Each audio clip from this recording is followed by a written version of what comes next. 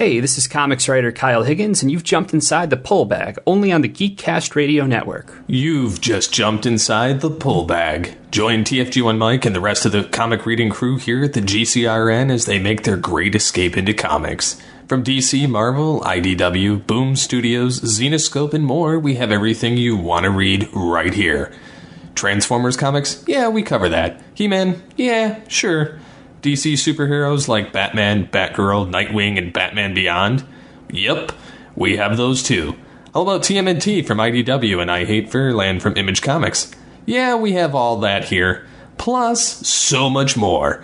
It's all inside the Pull Bag here on the Geekcast Radio Network. So without any further ado, it's time to talk about the comics we are reading right now here inside the Pull Bag.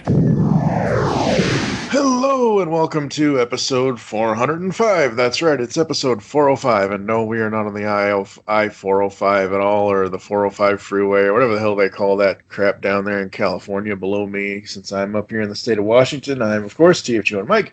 Joining me, it seems like I can say, as always at this point, is Edward and Kendra Hale. Hello. What's up? Hi. Yes, and we are here today to talk about yet another. This is their first time with this series, my first time as well, but the thing with the Pull Bag is we've always, because he's one of my favorite writers, and I have, anytime he says, I'm doing a creator-owned thing, I'm like, huh, what? Where? Give it to me now? Like, just inject it into my veins, please. Thank you very much. And Can I have it? Yeah. Can I have it now? Can I have all of it now? Just, let me just siphon it out of your brain, Kyle Higgins.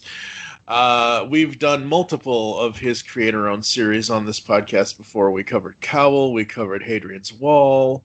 Those were two of his creator-owned series that we did cover. I don't think those are the only two that he's done, but up until now, obviously. But we've also covered, or we will be covering, his Nightwing run at some point. But we've covered the Mighty Morphin Power Ranger arc that he had and all that other good stuff. And today we're going to do his new creator-owned series along with up-and-coming superstar artist Marcelo Costa and letterer Becca Carey as well. It's from Image Comics. It is called Radiant Black. We're covering the first two issues because, well, we just are going to roll like that, I guess. I don't know. What you gonna do about it? Uh-huh. You're gonna enjoy the shit out of it and tune in for the next one. That's right. Yeah. They better. Yeah.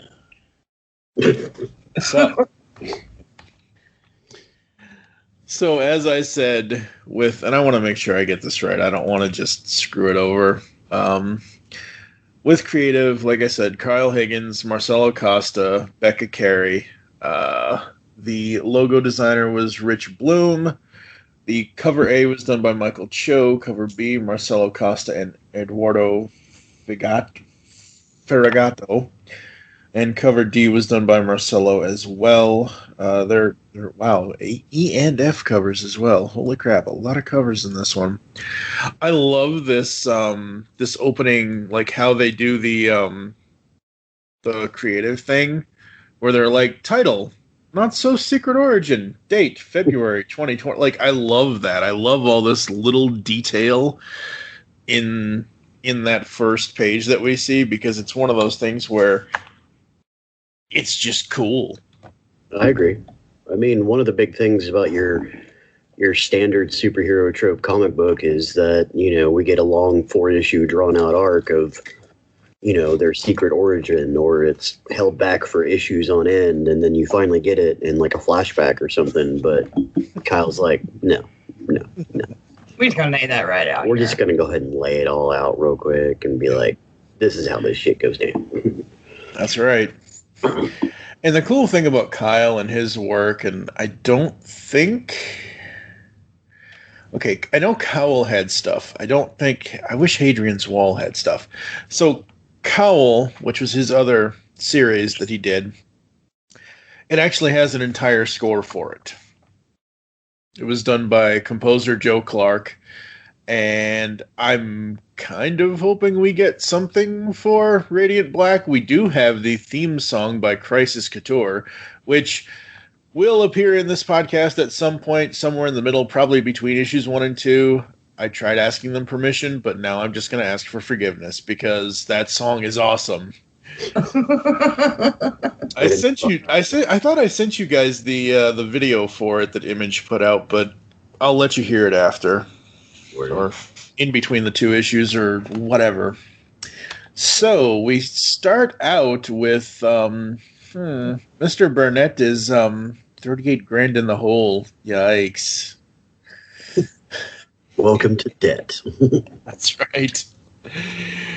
And this takes place, it starts off in Los Angeles. It will end up in Lockport, Illinois. But Nathan Burnett, and he's driving and he's on the phone with the bank and trying to figure out, why his loan was denied. And it's obviously the reason the loan is always denied. You don't have enough income. Well, if I had enough income, I wouldn't need the loan. See, this is the funny thing with this is it kind of reflects my own life. Obviously, I'm not a writer. I mean, I write, but I'm not, whatever.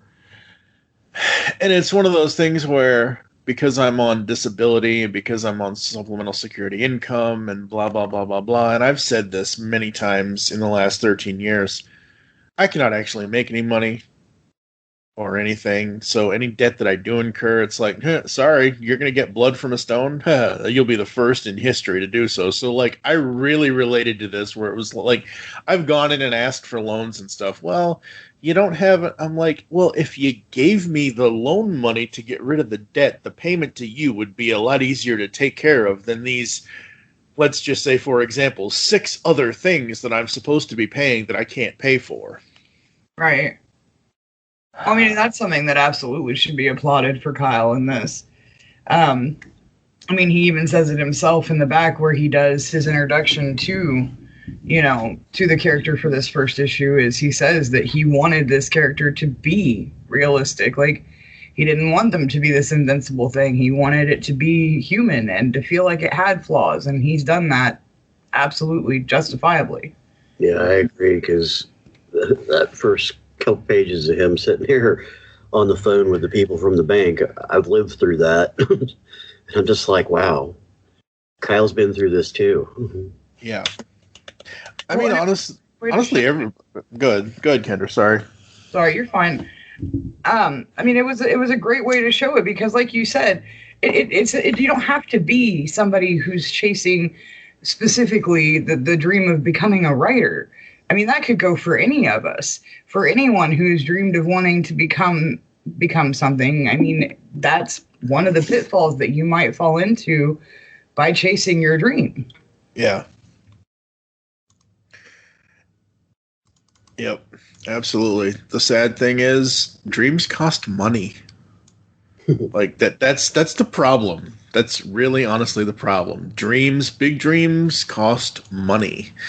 And there's not enough charity in the world to raise stuff on Patreon or Kickstarter or whatever kind of thing. And again, we get the main logo title between the page where he's doing his Uber, Lyft, whatever he's doing to hopefully get some whatever. Unless Uber is going to give Image Comics a bunch of money, I don't think they can actually say Uber. That's why they usually make things up for. What is it? It's like Driver? Yeah, that's what it is. Yep. Yeah, that's what it is, Driver. So we get the Radiant Black logo, and then we get to 1 week later, and we're back in Illinois. And this is interesting because, again, mirroring Kyle's real life, he is from Illinois. So most of his creator-owned stories, at least the ones that I've seen, except for Hadrian's Wall, that was a space adventure, an adventure in space, generally take place Chicago area type of thing. And we see here that Nathan has come back home. His mom is absolutely thrilled to see him. Meanwhile, his dad is like, It's a miracle anyone makes a living in that business. You deserve a lot of credit. It's not easy admitting, Henry, no, just don't. Shut up.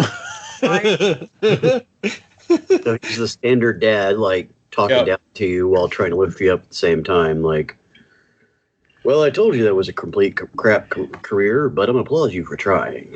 Mm-hmm. Well, but I do like one thing, and this is a little bit of a side note, but I do like that the thing that's brought up is, I don't remember if it's here during this part or if it's at the bar, which we'll get to here in a few minutes.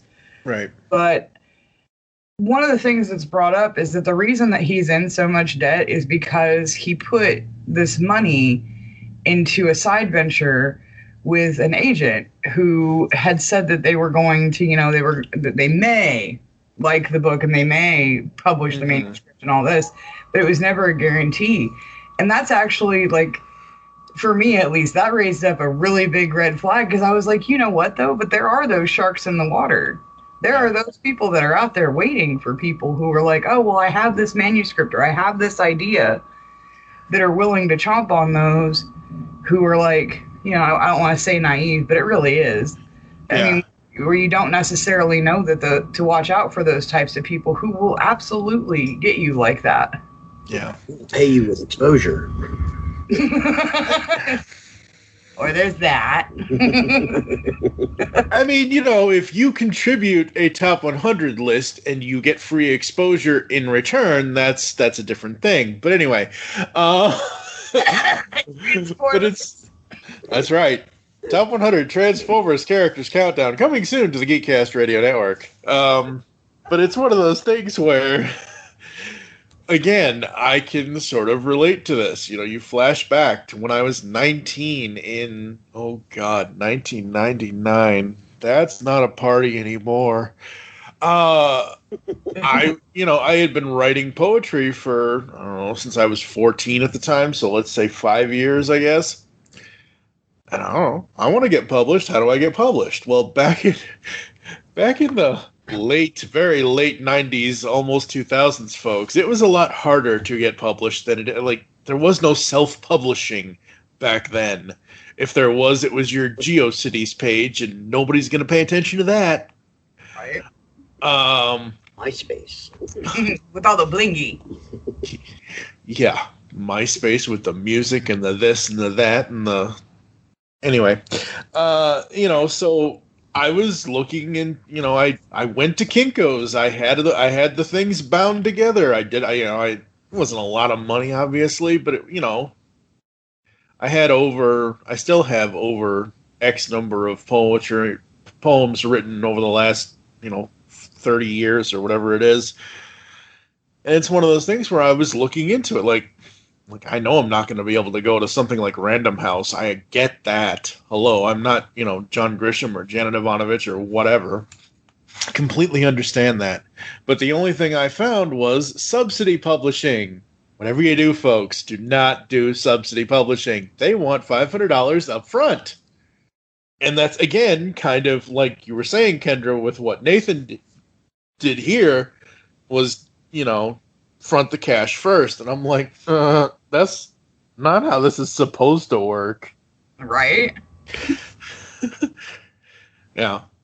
Well, and I mean, it's really, really cool the way that Kyle, sets up Nathan's character. Mm-hmm. Because on several different levels, before you even get halfway through this issue, before you even get to, let's be completely honest, the meat of the issue. Yep. You can already relate to this character. Yeah. In one fashion or form. You can relate to him. We've all had that conversation with our parents, where they may not necessarily understand what we're trying to do with our lives. You've had the conversation probably with yourself about, is it worth it to try and do what I'm doing? Yeah. And, on top of that, we also get to see that this guy's trying to be a writer, and he has that passion and dedication to want to do so, but yet none of that is translating into words yet. He hasn't been able to get past that wall that he's built for himself. And I love that. Yeah. I love that we're not having this happy-go-lucky character who's already successful. I love that he really is human. Yeah. That was one of the things that really drew me in, too, was he spent a lot of time humanizing the character and making him relatable to the readers. I mean, one form or another. I mean, being in debt, working on a dream, arguing with your parents. I mean, all of these things, all of us have experienced at some point in our lives. And that was one of the big draws for me. I mean, even getting up to the meat of the story, I was just enjoying hearing him talk to his parents and his best friend and everything and all that jazz. Right. I mean, that was the cool part, was you're actually getting to meet Nathan, which is really nice. Yeah, instead of just kind of, well, we're already, we're walking down the road and bullshitting and some shit happens and superhero, Yeah. It was a spider night. I was bitten by a radioactive spider and became awesome. Yes. The bar scene, oh man, that's a lot. Right? That's a lot to unpack, and then obviously after the bar scene when they're going to the car, and I'm glad that the way that Kyle has written this, that it's both of them that see whatever the hell the giant blue and black thing is in the red sky. I'm glad it isn't just Nathan that sees it, and Marshall is like, what are you talking, that whole, I don't want to say trope, but I will. Sorry, Kyle. The whole trope of the main character sees that, like, the first thing I can think of is 1996, John Travolta and Phenomenon. The thing out of the sky hits him like a flash of light, and he's the only one that sees it. Granted, he was the only one out in the parking lot in the movie, but it was a loud noise, it was this, it was that. You'd think people would have heard it, but they didn't. So I'm glad that Kyle has both Nathan and Marshall seeing this giant thing in the sky. Yeah, and I really like the conversation between him and Marshall, because at first it's just one of those, hey, my buddy's back in town, I'm so glad to see you, let's go out drinking for the night. Mm-hmm. And then you get to the bar, and Nathan actually opens up to Marshall, telling him, just how bad stuff is. Like, it's really nice to see that he's got at least this one person who he feels like he has the security to be able to open up. Because his parents at this point don't even know how bad it is. Yeah. They just know, hey, I need to come home. I need a place to stay. And of course, like you said earlier, his mom's like, let's do it. I got dinner. Mm-hmm. But snacks. And snacks. But it's really nice to see that you're not only getting the development of Nathan, but you also get to see that this is somebody who is important in his life. That Marshall will play a part that is to be foreseen, but at least we know he has somebody he can confide in. Yeah. And at least he's not... Yeah. When I first read Marshall's character, I was like, wait, I'm kind of glad Kyle didn't call him Styles, because all I can think of is friggin' Teen Wolf. I mean, look at the dude's hair. He looks just like the dude from Teen Wolf. The movie, folks, not the TV series. The old ass Michael J. Fox movie. Some people might need clarification on that. I know we don't, but some people. So Nathan touches this blue and black whole thing, and it basically, very, very shiny. It's doing something to him, and it's I'm sorry in advance, Kyle. I know what you're going for here, but this to me looks that this giant splash page of the transformation, it looks like a magical girl transformation to me. I'm here for it. Don't let him dog you, Kyle. It was gorgeous. I'm all here. I love the power rate survived from it. That's true. And I had a little theme song going in the back of my head. Radiant black. Oh boy. Well, at least we know I have a singing career in my future. So there you go. Hey, if other 44-year-olds can do it on The Voice, you can. Amen. Out that. Can't tune in a Walkman, so. I mean, I don't dislike the image. I'm just saying it's more so the way that his feet are propped up as this thing is engulfing him in that it's not a splash, but the page where it shows him being infused with the radiant black power.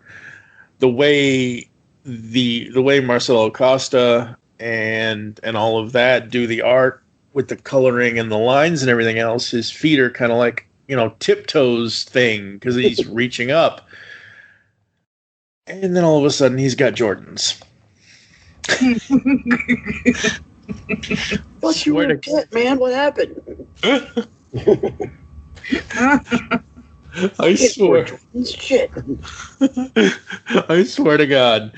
As soon as I saw the radiant black costume, I was like, this is really cool. And it also looks like a giant pair of Jordans, and so do the shoes, and so does the footwear that he's wearing. And I don't know, it's just a little something I noticed or whatever.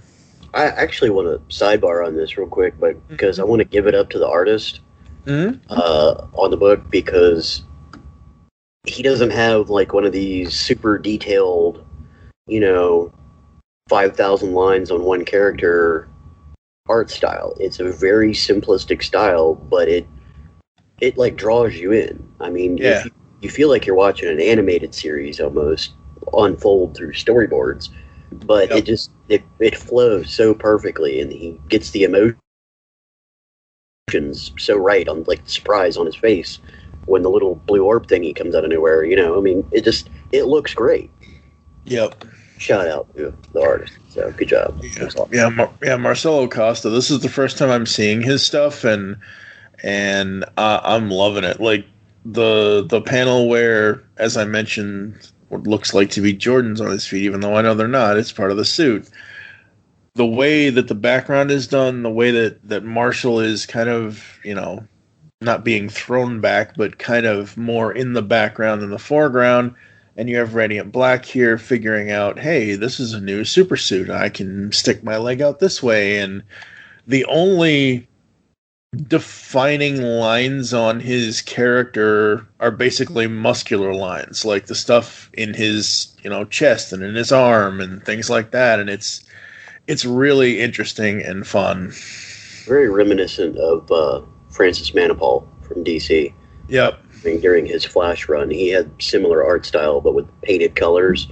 And honestly, I think the painted colors would do wonders for this book. All right. I mean, I get the chance to do this on 2 separate platforms.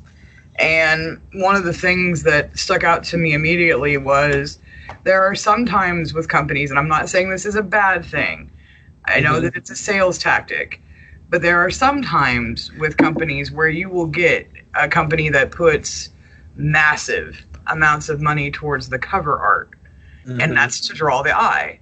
But when you open the book, the art is completely different. It looks not nearly as gorgeous as the cover might be. Their budget was $105. Maybe. And I'm not, like I said, I'm not saying that that's a bad thing. I'm not playing that down for anybody because, like I said, it's a sales tactic. You want to catch the eye, and the first thing that someone's going to look at is the cover. Yeah. But what Costa does shocked me, and it stayed with me because not only are the covers for this absolutely stunning, but the art inside matches. Yep. I mean, it is completely even flow. It is beautiful. That's the cool thing about having a artist do both covers and interiors. If the main artist on the book is doing everything, and I'm not saying he's, like some do, like we're currently reviewing Beast Wars stuff in the Transformers realm for IDW. And Josh Burcham is the full artist on that series. He's the line drawer, the letter, not the letterer. That's Jake M. Wood. He does the lines, he does the colors, he does all that stuff, and it matches the covers. And same as here with Radiant Black, with the Marcelo covers, you're like, okay, this pops out at me. This is eye grabbing, like you said. and I really want to read this because this looks really cool. You get to the inside of the book before you even get to the superhero part, before you even get to the transformation. It's still, like we said, it's a mix of down-to-earth, real-life stuff, and then the page where he goes through the transformation is page 14, where I was referencing Marshall. I should have never made the damn Team Wolf reference because now I just want to call him Styles the rest of the whole episode of the podcast. Marshall. I'm sure Kyle will understand. Just call him. Okay. He probably won't. It's okay. You know what? Higgins will probably sit there and laugh his ass off at the reference. I hope. He's probably sitting there about, listen to this podcast because I'm speaking in the future. Yeah. Mm-hmm. We're there again, huh? Yeah, we're there again. He's sitting there listening to this podcast like, these some bitches figured me out.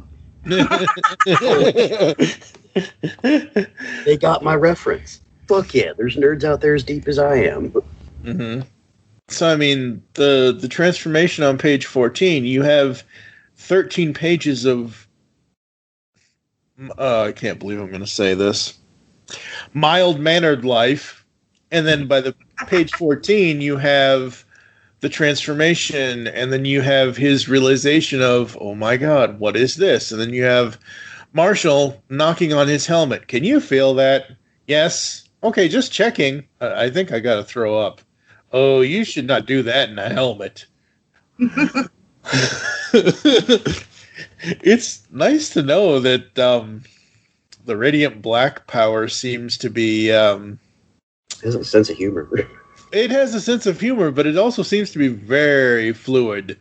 Like, you don't need to take your mask off. We'll just puke right through it for you. Right? Oh, sidebar. I did just looked up something on Marcelo Costa. My Mighty Morphin Power Ranger comment isn't too far from his wheelhouse because he actually colored the Mighty Morphin Power Ranger book for Boom Studios as well as Firefly. That's right. I remember seeing his name now. This is his first published work as an artist for this. Right. Yeah. Awesome, and I applaud him greatly. Yes. Simply amazing. And then here comes the cops.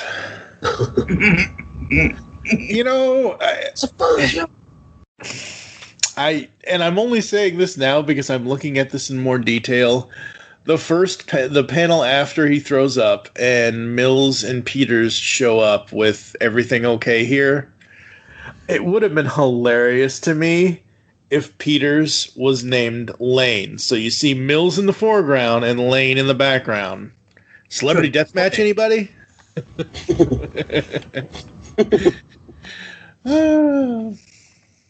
Let's get it on. Yep, that's right. Is he in a costume? I'm pretty sure that's none of your business, but yes, he is. Oh boy. So they have this exchange, and a train is coming. Of course the train is coming. Well, they do happen to be on a train track at night. Yes, yeah. And as anybody in Indiana can tell you, trains come at night. Yes, they do. Yes, they do. And the train comes and he saves everybody. Saves Marshall, saves the cops. Very interesting way of doing that because he tackles Marshall and then the Radiant Black power somehow lifts the train and moves the cop SUV. Wow, a cop SUV. I was not expecting that.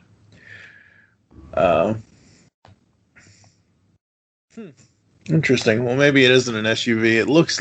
In that first panel, do they have two cars?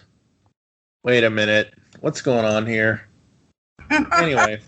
No, I'm getting lost in trying to figure out what's going on with the cop car. Sorry. Anyway. And Marshall's like, what did you do? I don't know. I reacted. Put us down. No. Don't do that.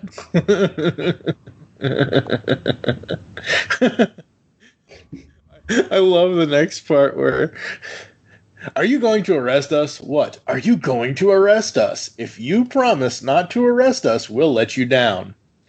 That's extorting an officer. Okay. Josh, what? What did they do? How do you even write this up? I'm not equipped for heights, man. I love it. I just absolutely love the whole thing. I think it's great. I think it's so fun. And we have the superhero fly-off with the one-punch Superman fly-up. That's right. Getting into my anime roots now. Right? Yeah. And we get to Marshall and Nathan, Radiant Black, on the top of a water tower, I want to say that is. And he's trying to get the thing off, and it won't come off. And This is my favorite part of the comic, by the way. really? Go ahead. I actually giggled, like out loud chuckled at this because I was like, how? Like, first of all, he's just discovered that this thing gives him or has powers of its own, like its own cognizance, and now he can't get the helmet off. And I can tell, you can almost feel feel his fear because he's like, how do I get this off my head? Like, I don't want to be this anymore. Yeah, exactly. And they have, this drawn-out conversation, which it's not a bad thing that they do, and,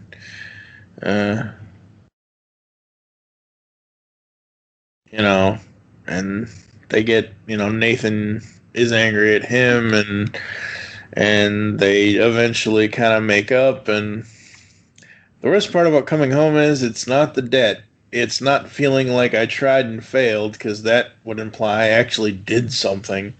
No, the worst part is feeling like I had a chance to do something meaningful, and I wasted it. Here we go again with, I swear to God, if it's not going to happen in this issue, and I'm pretty sure it's not going to happen in the next issue. Before this series ends, if Kyle makes me cry like he made me cry with Nightwing, I'm going to kill him. Not really, Kyle. I'm not going to kill you. What'd you say? I said, with great power comes great responsibility. Don't even get me started on safety net. Just don't even get me started on issue 29 of Nightwing. But you know what? That's one of the if a writer can do that. Mm-hmm. I mean, like we're not even fully through the issue yet. I know.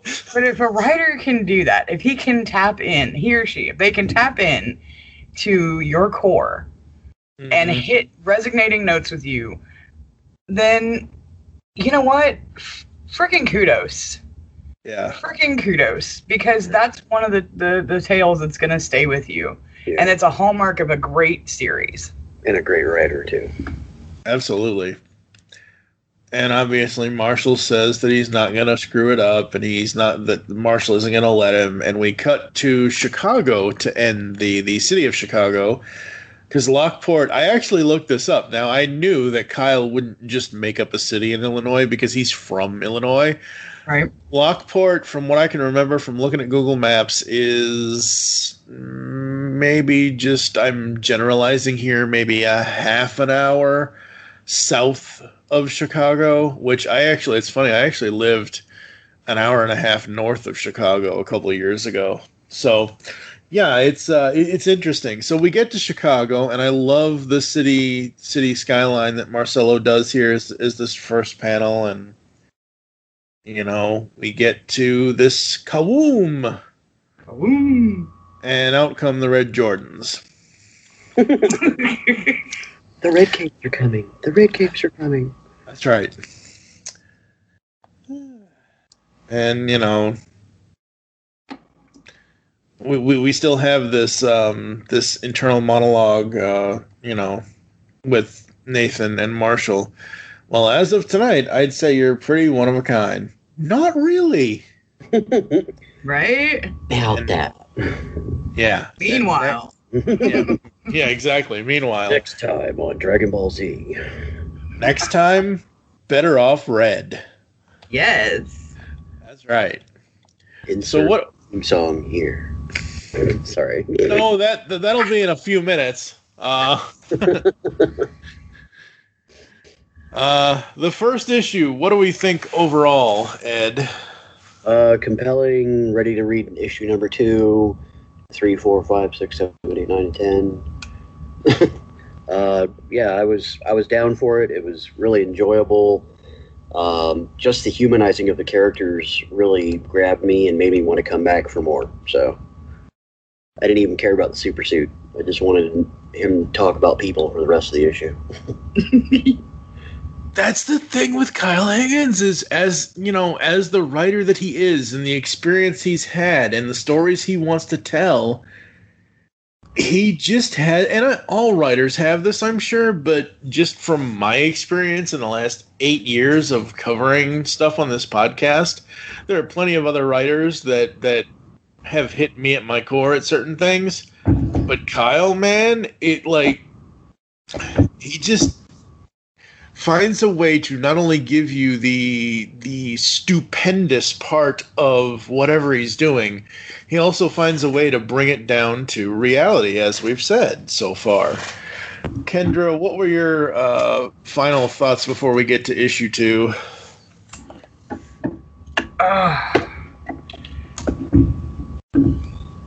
To be honest, the first time that I read this, I was a little sad because it ended so quickly. I feel like I had just picked it up and started reading it, and all of a sudden it was gone. Mm-hmm. And I was like, okay. So I took the time and I read the back of the book, and I mean, Kyle addresses that in the first issue with his little, basically, like, meet the author section. Mm-hmm. And he says it. He's like, this was just a taste. There's a lot that we wanted to get out, but the next issue will be jam-packed. So I was like, okay, you know what? I get it. This is the beginning issue. This is where we're just meant to be introduced to the character, to see, what we're going to be dealing with, getting everything set up. And you know what? He did it. He and Costa did it beautifully. Yeah. They gave us a character that is not only relatable, but is someone that you can absolutely understand on a human level. It could be anyone, and that's what's so beautiful about this, is that Nathan could be anybody who has wishes, hopes, and dreams, parents who are completely up his bum because they just want the best for their kid, mm-hmm. and, the best friend who is obviously there for the shenanigans. Oh, yeah. So, I mean, for me, this was something that I wasn't looking for, but I'm extremely glad I found. Thank you, Mike. That's what happens. I just, turn people on to stuff that I know that I think they'll like, at least for the most part. Sadly. Ice cream, man. I still need to buy those trades. Anyway, all right. 0 to 5 on the GCRN rating scale. What are you going to give issue 1, Ed? Just for the humanizing of all the characters, it's like a hard 4.5 to 5 for me. Kendra? Go ahead, sir. No, you're good. Everything was awesome in it. I mean, the artwork, the writing, the colors. I mean, it's an issue that grabs you, and you're definitely going to want to come back for more. So that makes you a 5. Right. She would know. She works for us now. I do. What about you, Kendra? I am a solid 5. Yeah.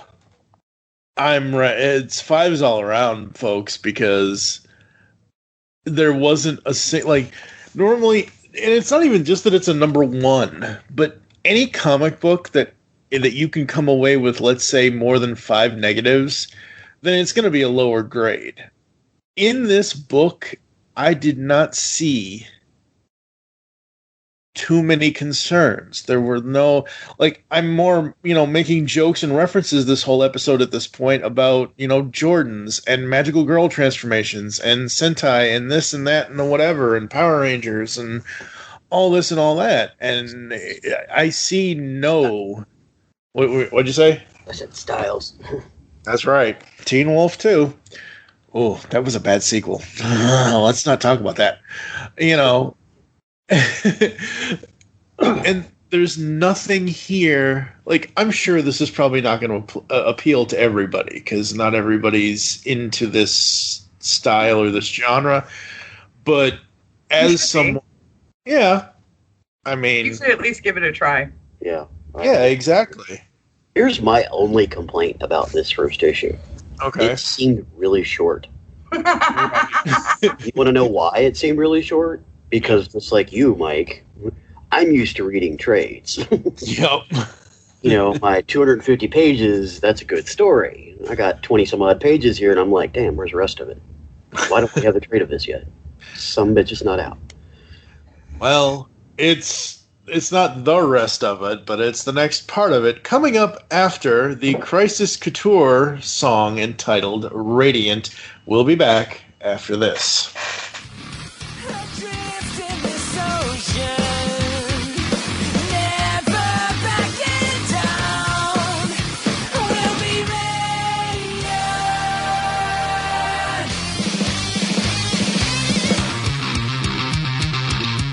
Hey gang, TFG1Mike here. Really quickly, you'll notice that was not the full song from Crisis Couture. It was just a clip of it. As I will say here in a moment, I did try asking the band permission to use the song in the show, but I never got a response. So, fair use, review, all that stuff. This is part of Radiant Black. It's the Radiant Black theme song. So what you just heard is less than 30 seconds, I think, if not just at 30 seconds. So hopefully no one will sue us. And now, on with the rest of the review. Back to action! All right, we are back, and you've heard the theme song for this comic by Crisis Couture. Very, very cool. We're into issue number 2, Radiant Black, Image Comics, Kyle Higgins, Marcelo Costa with Becca Carey. Pretty much same creative. Nothing really has changed on it. And I was actually trying to look at the pages, the main creative pages, to see if there were any other things like I mentioned earlier about how it's like title this, date that, whatever. And there are some things on the side, like ID issue 2, Radiant Black. I mean, there are some little things, but I don't think it's as significant as it was in the first issue. So we start off in Lockport, Illinois. Dun, dun, dun! And Nathan is coming home first thing in the morning, apparently. Because obviously that was a late night. Oh, good, you are alive. Party till the break of dawn, bro. Your mother and I were taking bets. Yeah, sorry. I guess I'm still on West Coast time. No, my parents wouldn't take bets if I came home late. They just whip my ass. Yeah. I love his dad. I'm warming up to his dad.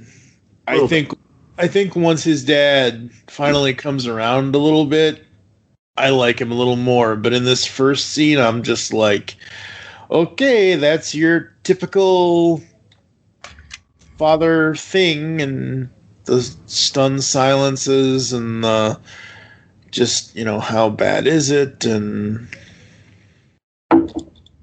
what's... It's a difficult line to cross between, wanting to give your adult child space, but also still wanting the best for them and to make sure that they're okay, because let's be real, spoiler alert, the parents aren't always going to be there, and they want to make sure their kid can last on their own 2 feet. Yeah. Yeah, I can see that.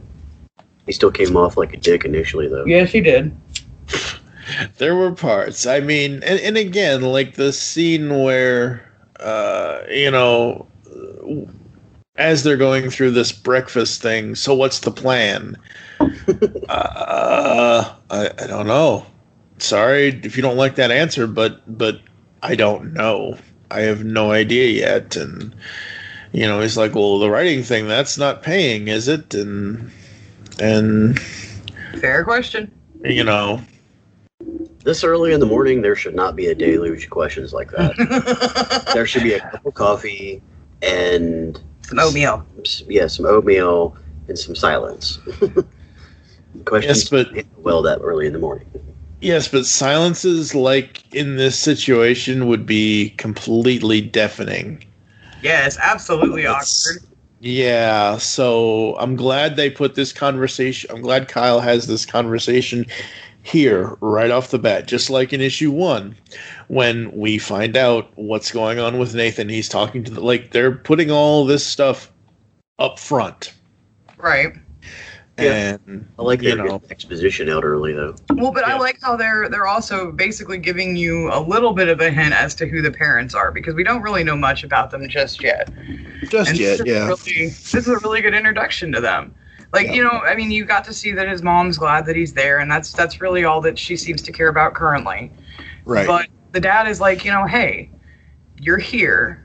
This is where you're going to be for a bit.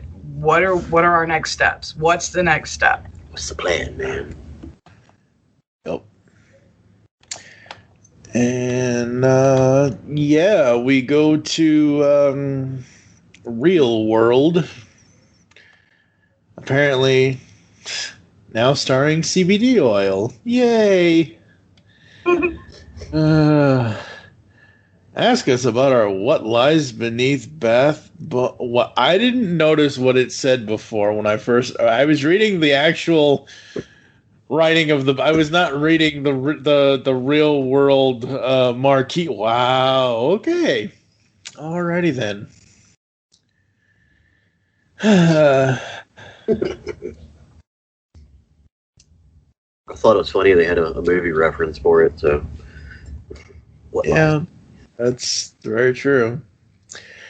You don't actually watch the movie in the bathtub, but I thought it was a pairing. Yeah, but a spiritual pairing, not rolling the boob tube and get sudsy with yourself. And all I can think of is that cat suit in 1992. Oh boy. Oh God.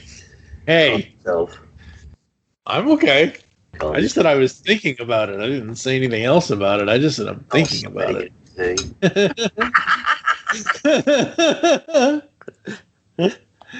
Pardon us, listeners, while Mike gets all sweaty over Michelle Pfeiffer in a catsuit. It was, oh God, oh my God.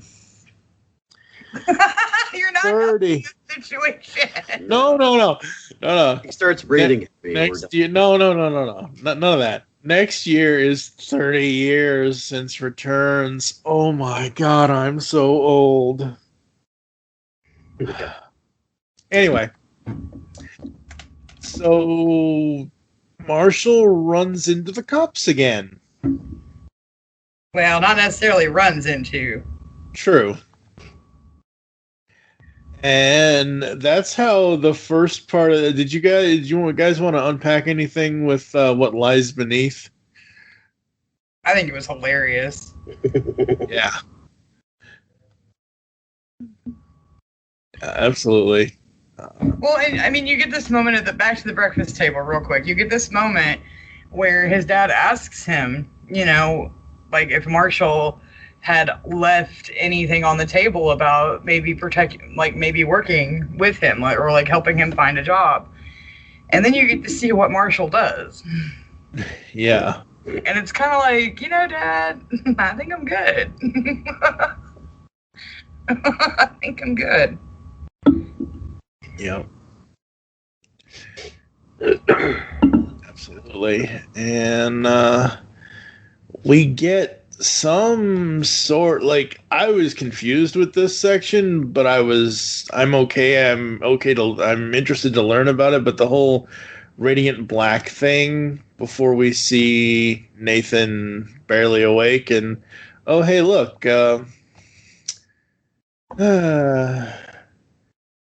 he's the Keymaster, which really he isn't. I mean, come on, this guy's way better than Louis Tully. I mean, come on. There's no Annie Potts in here yet, but come on.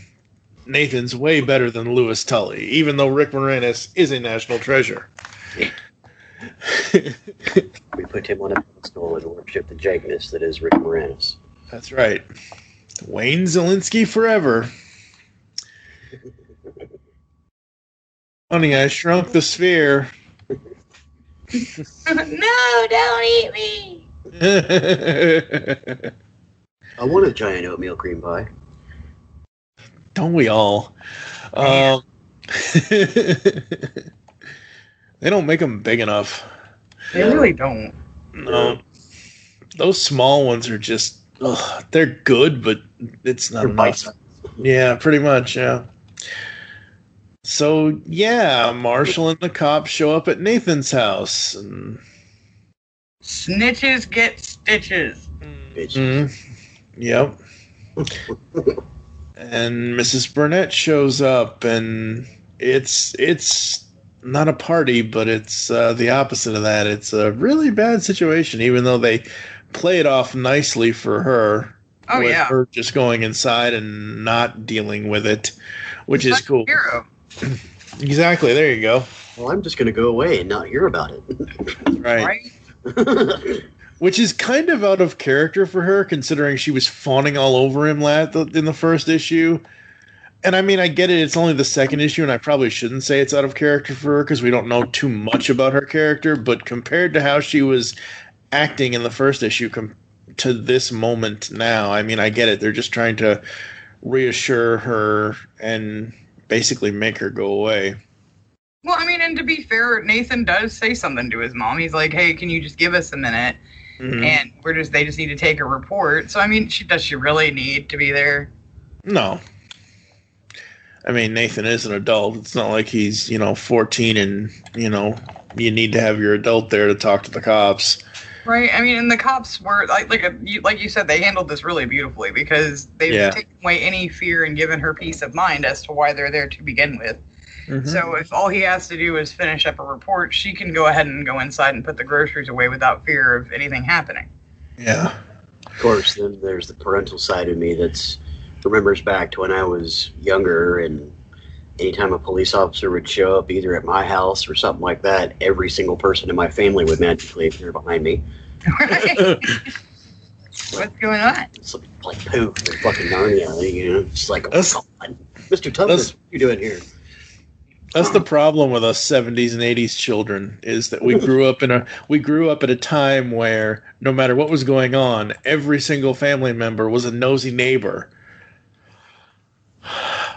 So the cops are here, and they're like, this guy is doing a bunch of bank robberies, and somebody who looks like you, but red. Right. Dun, dun, dun. I think this is one of there's two of my favorite scenes in this issue, and this is one of them. Okay. Because the cops are super upfront.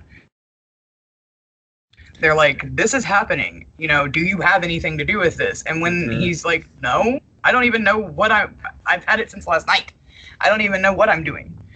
Not only do they take him at his word, but then I can't remember what the one cop's name is, but he looks at him and he's like, well, you should remember your community. Like, they just roll with it.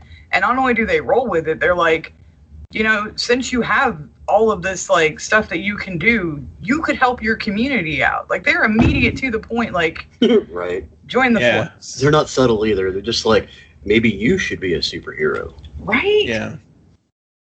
I thought that was beautiful. I was like, okay, so they don't even bat an eye. There's no FBI being called in. The government hasn't been alerted. They're just like, you should be helping out your community. Yeah, the Area 54 Spec Ops team is not called in, Just, yeah. Which makes you wonder, like, are there other heroes that are in this world of Radiant Black, which is why they don't bat an eye and why we don't suddenly have the entire government there to figure out what this is, or... I'd like to see if it ties into the rest of the Image universe, because if it did, that'll explain it. Because, right? I mean, if Savage Dragon's running around, then everybody's like, oh, whatever. Okay, it's a Tuesday. Yeah. Well, look, there's a new guy that just showed up down the street that can levitate shit and, has a cool helmet. But that's the thing, like, I'll throw the word trope out there, I have no problem with it, but that's one of the things, is usually when stuff like this happens and somebody in, like, the police or any kind of governmental job is alerted to it, their first instinct is not to help your community. Only you can stop forest fires. It is, let's bring in the big guys, the Men in Black. And I'm just like, but we're not doing that. So there's got to be a precedence in this universe. He can't be the only, him and Mr. Red can't be the only ones. Yeah. Right. And I know this is not a jab at law enforcement, but I did find it really interesting about when Marshall and Peters are going back and forth. Big words when the body cam's turned off. Oh, right? Boy. Like, wow. That cat from Puss in Boots. Ooh. Uh-huh. Yep. He is quick-witted. He's going to be fun. Where's the blinky-eyed mean guy? Yep. And, we get to the whole thinky thing, and you're doing it again. You're making it appear, and go. Yep. And they seem to think that Radiant Red, even though they don't know his name yet, but right. Maybe he can give some answers. Except that Chicago's a big city. How the hell are you going to find him? Great question. I think I have a crazy idea. And here we go with Driver. Man, this is awesome. And it really shows how many people and how many different people get into Uber, Lyft, whatever you want to use. In this case, obviously, Driver. And just, I mean, it's the same thing as what taxis were 40 years ago, but still, like, basically. Yeah. And it's a good way to move the story along and get the information without really seeming like you're looking for the information. Right? Because it's just a typical short conversation. You're shooting the shit with whoever's there. And what's the big thing of today? Oh, yeah, this guy who robbed a bank. Yep. Absolutely. There were these red Jordans, man. They were awesome. I'm on my way. So where was this junkyard? I love the big splash page of him grabbing the radiant power. Oh, I love it. It's so good. Yes, it is. So good. I've loved all the art in both of these issues so far, and I don't see any signs of it stopping either, so. Yeah, no, me either. Okay, I have no idea what you're doing, but man, it sure looks cool.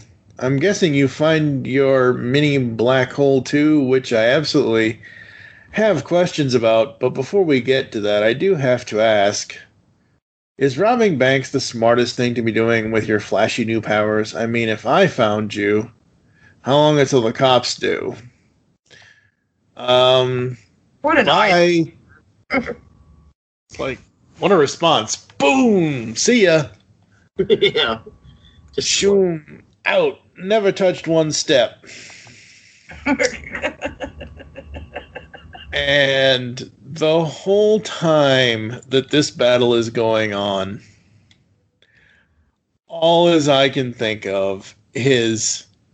Now, I know technically Radiant Black is black and white, but at times he has blue around him. And, I mean, look at when he's chasing the car. His blue is glowing. Right. And all as I can think of is, and this is just my personal, I don't think Kyle was going for this at all, but we draw allusions to everything. What we Look, do. It's blue Nightwing versus red Nightwing. It's old Nightwing versus new 52 Nightwing is the first thing I thought of when I saw the red and blue glow with the two of them fighting. Dick Grayson, born with superpowers beyond this world, kicking his own ass. That's right. It's basically Nightwing meets Superman 3. Except Literally, I mean, because we don't know anything about Radiant Red yet. I mean, just looking at this battle with the car, with the this, with the that, with the everything, it's basically Superman versus Superman. And hold on a second. I don't have the issue sitting in front of me, but Radiant Red doesn't even speak at all. Yeah, he does. He does? Okay. He has a couple lines. he does briefly. So he's back. When he does his opener, when Nathan's like, "Hey, is this really the best thing?" He's like, "Is we first meet and you're gonna bring up the cops? How is that smart?" Yeah, but he's got you. He does. He has jokes. But I was giggling this whole time because you've got this fight going on, and there's such a great moment of levity in between this fight because Nathan's just like, "Oh, I didn't know I could do that." Mm-hmm. Probably wasn't the smartest thing to come here and do this, not knowing what all of my extent of powers is. Yeah. I mean, at least they're at a junkyard. At least it's only junk. I mean, besides the fact that it's Nathan's car.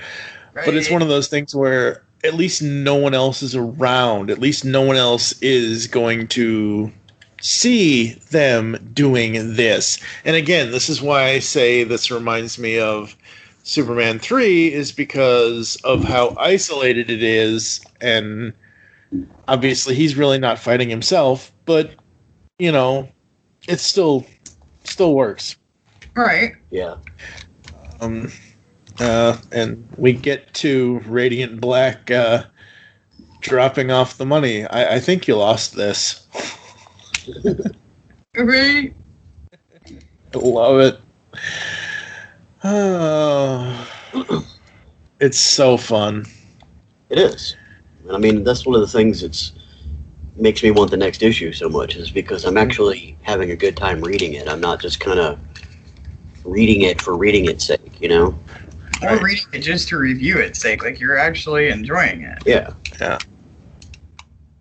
Absolutely. And I mean, I've said this on the show in the last 8 years. I basically read for the show. Like, yes, I'm reading this beforehand, but in general, when I'm going to review something, I generally wait until I'm actually 12 hours away from the recording session.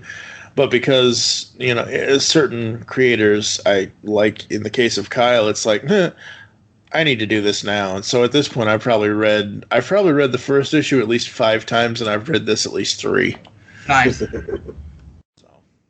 I'm the same way. If there's a creator coming, a creator that I follow, and they're putting out something new and awesome, then I'm generally going to jump on board real quick just to crush it. Yeah, what was the one that Noctera? Yeah, the one with Snyder and Tony Daniel.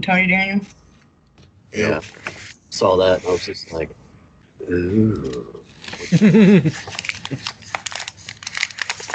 Well, apparently they're doing some kind of cohesive universe with all of the new superhero image titles. They're wanting to basically get into the superhero game, and this is part of that. I think this is, starting them off with doing that, and I think it's cool. I mean, Image to me, at least so far as I've known them, has always been, interesting creator-owned stories that don't tie it, that don't have a 90-year-old universe to draw on or whatever. It was basically, whereas IDW has licensed stuff and other universes like Turtles and Transformers and Gem and all of that, and DC and Marvel have their universes. This is essentially, hey, Image was always like, hey, we're just going to explore all this stuff in individualized, separate movies, which is honestly what the DC people should have done film-wise, but oh well. I am not wasting 4 hours of my time. Sorry about your luck. Pause. I know what post we're referring to. I've watched that bitch twice now. You've watched 8. I'm glad you enjoy it. I'm glad you enjoy it. I just can't. It brought the bad taste of weed out of my mouth. So. Well, but your post, like you said, you never claimed to be any kind of Marvel boy. You literally had just said that this wasn't something that was in your your want to do. It was the same thing, Yeah. like you said, with Lord of the Rings and Harry Potter. It Yeah. wasn't something that called to you, and you know what? That's fine. Yeah, I agree. And It's part not of going to be for everybody. I mean, now granted, in our wheelhouse, is that all that we've seen on our pages? Yes. But that's because most of the people that we talk to or that we collab with are DC or are hardcore fans of Snyder. But it's okay to not be that. That's something that, I've always loved about this podcast, is that everybody has their opinion, and that's basically what it is. If you like it, wonderful. Enjoy it. Love it. If you don't, that's fine. Do no harm. Yeah. Mm-hmm. Absolutely. So we end the second issue with going back home and having another conversation with Dad. Yep. But this one's a better one. Yes. Very much. His dad isn't a complete asshole like, we might have assumed he was in the first place. That's the problem with assumptions. Make an ass out of you and me. Yep, exactly. I really like this moment because I will fully admit that in the beginning when he was having that talk with his dad where he was getting frustrated and angry, I've been there. I've been there where I've been in a situation where I don't necessarily know what I'm doing, but the questions keep coming, and it just makes me so angry. And a lot of that is that you're just ashamed that you don't know, that you're having to rely on being at home or relying on somebody else to help you. Yep. And in the second conversation, it flows much better because all that his dad was wanting was for him to stay the course and find a path that's going to work. It wasn't about him denying him his dream or, even shitting on his dream at all in any regard. It was just, how do we get there? Right. Absolutely. Yeah. Oh boy. And this second issue ends off very well, and it doesn't it ends on a happy note without really giving us too much of a cliffhanger, which I think is nice. Because obviously the cliffhanger was at the end of the first issue with, Radiant Red and all that. What would we give this one? 0 to 5, Ed? I'm going to stick with the same, go for 5. It was well worth it. It moved the story along. It gave you more beats in it that, made you genuinely enjoy what you were reading. So. Yep. Kendra? I'm a 5 as well. I think that Kyle has shown that he can balance the duality of not only doing an interpersonal life, but also the superhero aspect. I'm a 5. Yep. 5s all around. I love the art. I love the writing. Swear to God, Kyle, you better not make me cry. He's going to cry. Don't do it. Not yet, anyway. I'll cry with you. Oh, I'm sure. 3 comes out, some shit happens, Mike's going to be bawling. Oh, it's going to happen by issue 4. I guarantee it. There's going to be an ugly cry session going on. Oh, boy. All bets can be made in the form of donations to the pull bag, folks. Just to get this out of the way, because I think it would be pretty cool, just to let everyone know, we will be doing this every other month or every couple of months, whenever 2 issues are out. Right now, I've got us slated, I think, sometime in May to do issues 3 and 4, and then sometime in July. In July, peas grow there, to do issues 5 and 6. What's going to be interesting doing issues 5 and 6 back-to-back, I think I saw on Kyle's Instagram or Twitter or somewhere, he said that issue 5 is the end of the first arc of the series. So that's going to be interesting to have issue 5 the end of the first arc and issue 6 the beginning of the second arc back-to-back and all of that good stuff. However, from Comixology.com, issue 3 and 4 solicitations for issue 3. Okay, that's it. Nathan's getting down to business today. He's finally working on his novel. All he needs is some solitary writing time, no quote-unquote helpful parents, no superhero social media, and definitely no alien voices beaming unintelligible language into his brain.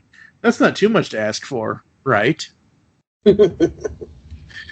And Radiant Black number 4. I guess I should say that number 3, as of this recording, number 3 hits April 21st, 2021. Issue 4 hits May 19th, 2021. That may or may not change. Who knows? Radiant Black number 4. It was always going to come to this. Radiant Black versus Radiant Red in a knockdown, drag-out fight across the city of Lockport. And believe us when we say that after this fight, nothing will ever be the same again. For both Lockport or for Radiant Black. We actually mean it. Which is why I say 4 is going to be the one to make you cry. It better not. Mike says as he braces himself for the inevitable. Right? Like, stealing that part. I'm going to harden my heart. Oh, Lord. She pulled out the 80s song reference. Jesus Christ. Look, y'all have all these, like, toys and movies, and mine is... Hey, that's... You know what? I'm not saying it. I can... Trust me, I can write a whole paragraph and make Nickelback song titles make sense in a whole paragraph. So trust me when I say I'm all about the music. So, yes, Radiant Black, issues 1 and 2. Check this out, folks. Really, seriously, give this a try. It is awesome. It is very, very cool. We had a lot of fun reading it. We had a lot of fun discussing it. Coming up next time inside the Pull Bag, we've got issue 405.5. My new buddy, Mikey O'Sullivan from the Moonbase 2 podcast, is joining me once again to talk about my other buddy, Carter Mann, former radio god, and now new comic book. Well, he's always been in comics, but he's trying to make a career out of it now. Good old Carter Mann and his Immortal Orphans series. You guys might actually like this. I might have to send this to you. But it's one of those things where, I want to support the dude that I listened to for X number of years in Louisville, and he's doing this new thing with his comics and really digging Immortal Orphans. We're going to be covering Immortal Orphans number 2. And then coming up in April, we've got Autobotley April. We've been doing this for years here inside the Pull Bag. We've got the new Transformers universe from IDW with volume 2 and 3 of that series, Galaxy 7 and 9, the new Beast Wars title with issue 3, and Galaxies 10 to 12. We'll also be covering Autobotley April. Wow, trying to say that 5 times fast.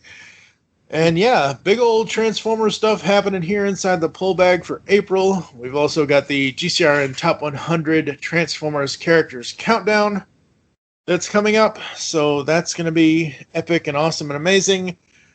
What do you got going on, Ed? Reading a bunch of comics at the moment. That's about the only thing I'm doing. Catching up on all the grooviness that I've missed, and that's about it. Kendra?